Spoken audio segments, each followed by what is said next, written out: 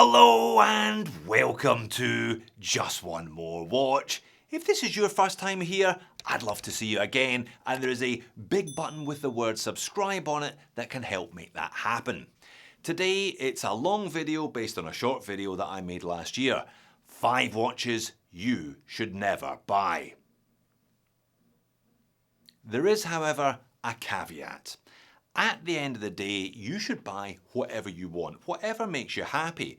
But these are still 5 guidelines then that can help you minimize regret and maximize the bang per buck in your watch box. I have made many mistakes with my watch purchasing over the course of the years, including some of the mistakes that I am now encouraging you to avoid. So why not learn from my bitter experience? And think of these then as 5 guidelines, 5 suggestions to steer you into better watch purchasing decisions. Starting at number 1 with, don't buy watches that are the wrong size for you.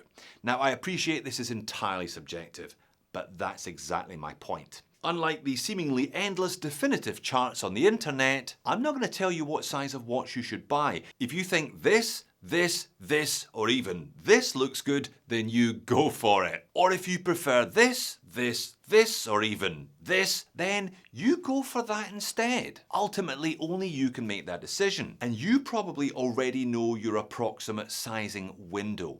Mine is roughly 38mm to 42mm, and I tend to stick within that zone. I do stray beyond that zone occasionally if I have occasion to, but do you know what? I usually end up not wearing those watches nearly as much as my other stuff, thereby neatly proving my point. So if you don't want money sitting in a box, know your sizing window and stick to it. And if a watch outside that window appeals, then do yourself a favour and make sure you try it on before you buy it. Number 2, don't buy watches that are the wrong style for you. Watch collecting is not Pokemon, you don't have to catch them all. You don't have to have the picture perfect watch box featuring 1 dive watch, 1 compressor, 1 chronograph, 1 GADA, 1 dress watch, 1 vintage watch, 1 integrated bracelet watch, and 1 beater watch, etc, etc, etc. Part of the fun of watch collecting is finding what suits you. There are so many niches and sub-niches within those niches that you're bound to find exactly, and I do mean exactly, what you're into. Don't feel the need, therefore, to buy what you're not into. Again, with reference to my own collection, at the moment I'm into black dial 3-hand GADA watches on bracelets, and as a consequence I have several of those in my current collection. I'm not into dress watches though, so guess what?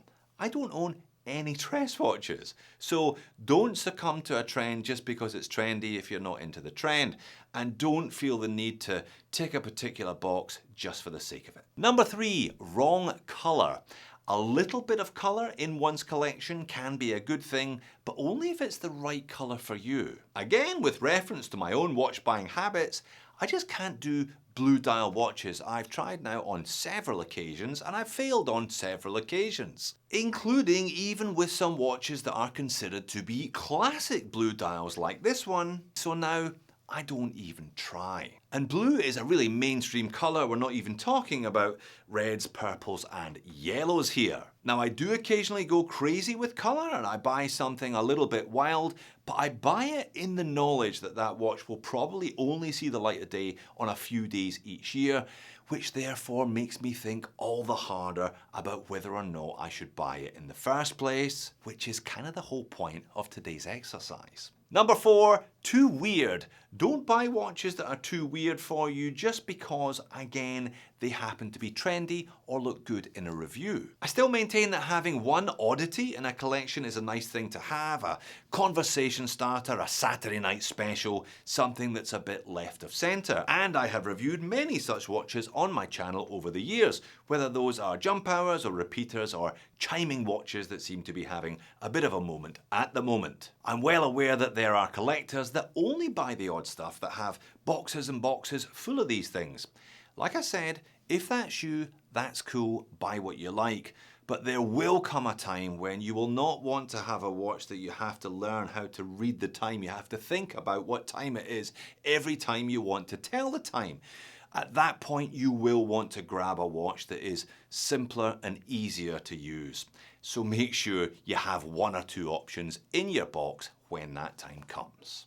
And finally, too similar. Now, this is something that I am very conscious of in my own collection, and I do struggle a little bit with. For example, it wasn't too many years ago that I had 17 dive watches in my collection, 14 of them with black dials. It's fine to like certain styles of watches, and indeed some people base the entire hobby on collecting within very narrow parameters. But I think there are practical limits of how many of a certain style of watch it is sensible to own. For example, in addition to black dial dive watches, I like square G-Shocks. I think it is a classic timeless design, and they are generally so affordable that it would be easy to end up with 5 or 8 or 10 or 15 of them in a box. But I've realised that if I had 15, I'd probably only wear 2 or 3 of them, so I limit myself to only owning 2 or 3 of them. I know a lot of people run a strict one in, one out system for their entire collection. They limit themselves to a number and they stick to that number religiously.